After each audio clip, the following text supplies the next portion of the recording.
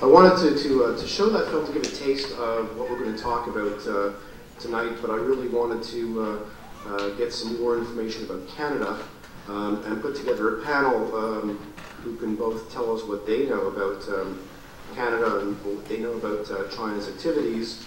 We're just going to set up a table here with some chairs. But let me introduce the panel tonight. The first one, you saw him in the movie, is Richard Baitlick, who is the Chief Security Officer at Mandiant. They're the company that identified those buildings in China, and I thought there wasn't a better person or organization to be here to tell us what they know about Canada, the latest information about China.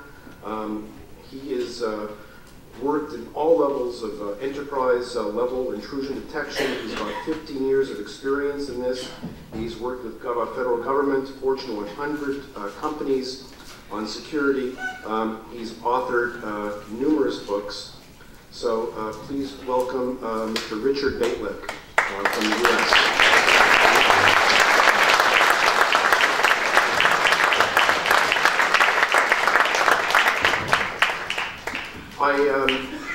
I first got interested in this topic when I saw a short little piece on PBS one night.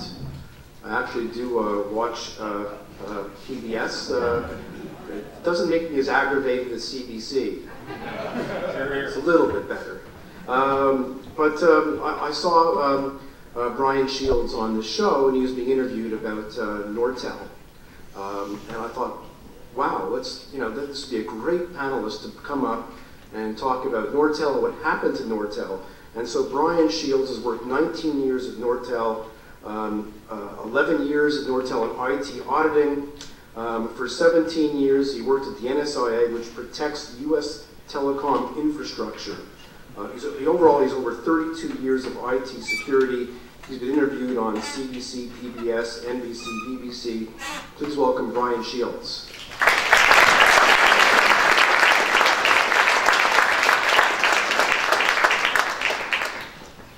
And we also have some incredible experts on cybersecurity here in Canada. And so I was lucky to be able to get Dr. Rafal Rohozinski, who is the co-founder and president of SecDev Analytics. He's got 17 years experience in IT security, working in over 37 countries, including the Soviet Union, all over the Middle East. He is the co-author of the GhostNet study of Chinese cyber spying. He's written many, many publications. He as well has been on the BBC, CBC, CNN, and a whole variety of other networks. Please welcome Dr. Rafal Rohozinski.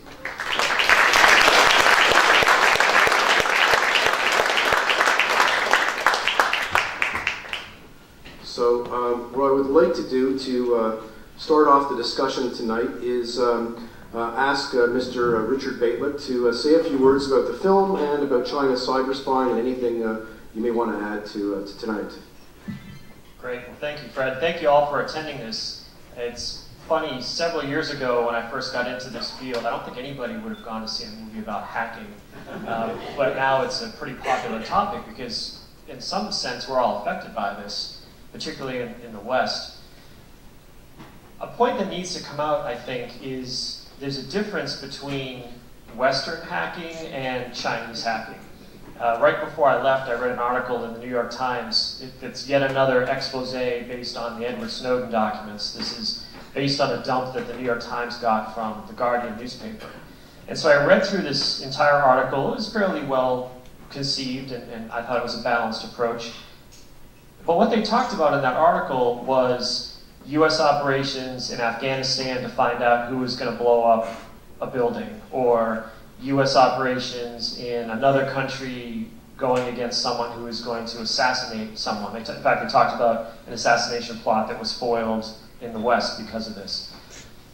This is the fundamental difference. Thank you.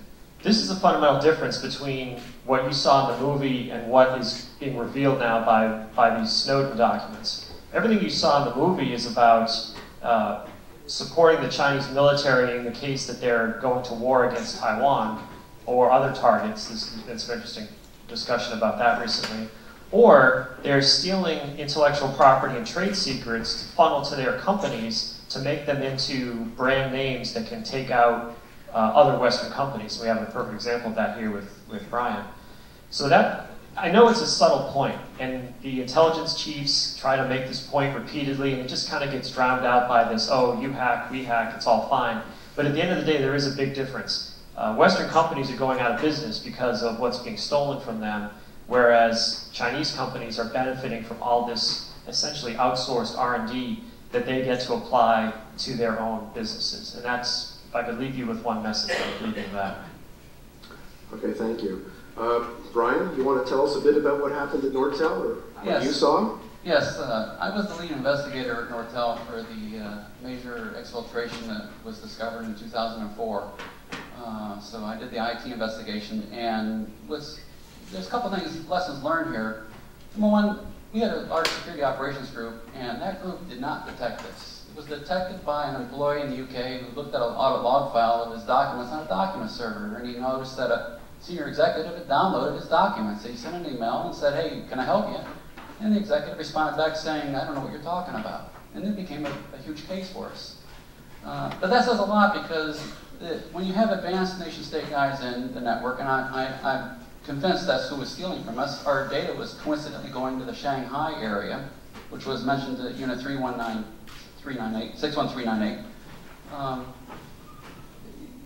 You have to realize, well, what's going on? I mean, who's benefiting from the information? If you go and rob a bank or you go and steal jewelry, you got to fence it and sell it somewhere, right? Well, who's benefiting from stealing our documents from our documents, or talk about features, that talk about our customers, they're maybe setting up networks for them? Who's going to use this information? Well, obviously another manufacturer. And, so we knew that the information was going, at least in 2004, to China. But they can deny that it was, being turned over to Huawei, but, my suspicion is that must have been who's benefiting, because, they certainly grew by leaps and bounds over the last 10 years. So, when we look at, though, what happened, some of the other lessons was that we under-responded to the whole problem. Initially, they were using remote access against us. That's how they were coming in. They were coming into our network through remote access, logging in with one ID, and then they were using the senior level accounts because they had access to everything, and certainly on the document servers. And they were just taking, like, the largest amount of information was taken from Mr. Frank Dunn's account, over 800 documents in a 6-month period. So they want to be legitimate once they get on the inside of your network. And I can assure you, their tech model is very simple. They can break in through a simple email with a link in it that is going to take advantage of a weakness on that computer. So you get any employee who clicks that, and their machine is broke. And then once they get that, they go after the domain accounts, the guru accounts, or the local admin account, and they will break those through different techniques. And then they go after the big servers that authenticate for all the accounts in the domain, and they take the master file out that has all the hash passwords. And they will break everything. And I'm not exaggerating on this. This has happened to a number of entities. I learned about this when I was in the NSIE. That was the typical attack model. So at Nortel, we wondered, how did they get our CEO's account password? And senior executive presidents. And we looked at and we tried to figure out, we couldn't figure out how it happened. And then years later, I started to understand what's happening to other companies. And so this is the attack model. It's very effective. It's very efficient. And they want to be legitimate on the inside. And once they have that legitimacy, they take whatever they want. So what hurt for me was that we really were not well positioned to handle it. And I think most companies are that way. It's like a government is stealing from a corporation. How does a corporation defend against the government doing this? Because believe me, I'm convinced it's the government doing it. That's just my opinion. And you're not positioned to deal with this. We weren't. And it was in 3 months' time that I was already going back to having to do my usual work. My normal workload was still there. Initially, we had 3 or 4 people working on this, and they just kept dropping off because they had their work duties, the normal stuff.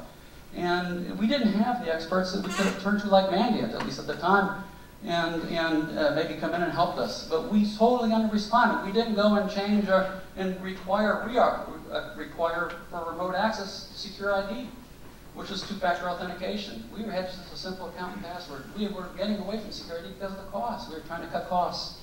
So you know, when you look at what we did, we totally under-responded to the problem, and then my work's being reassigned, and I can't even work on the case after 3 months, and we knew so little. We changed 7 passwords, I had nothing to go on.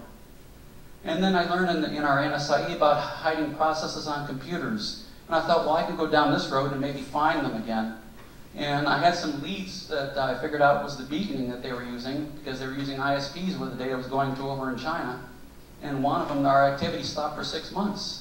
6 months after we changed the passwords. We had work over there, we had joint venture business, I mean, we had manufacturing over there, so that ISPs, that activity should have continued, but it didn't. I knew those were the bad guys. So I followed that lead, got into doing memory dumps, and the memory dumps proved out that, you know, we had an ongoing attack. I found F-term on there, and there was a command and control channel back to some servers over again in China.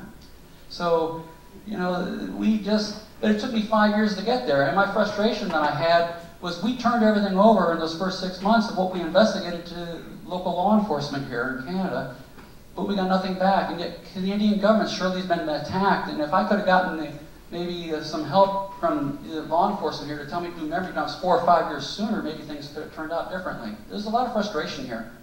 And, but, you know, I never gave up on it. And I even tried to convince internal management that we had problems, you know, when just the number of meetings that we had. But I felt like I had no help, you know, that our company just kind of dropped the ball. You know, I mean, we moved on like as though nothing had happened. And certainly nothing was mentioned publicly.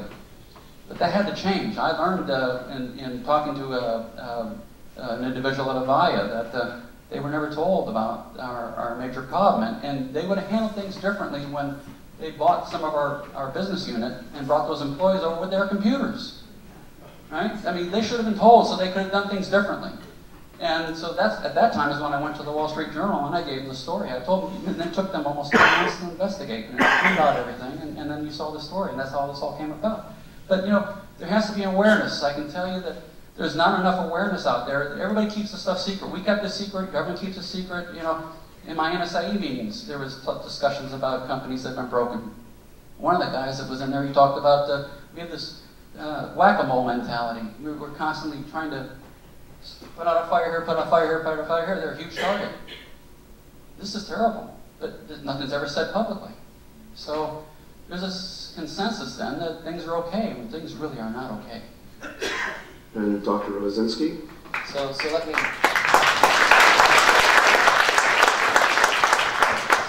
answer the tough question first, which probably everybody in this room is wondering. So how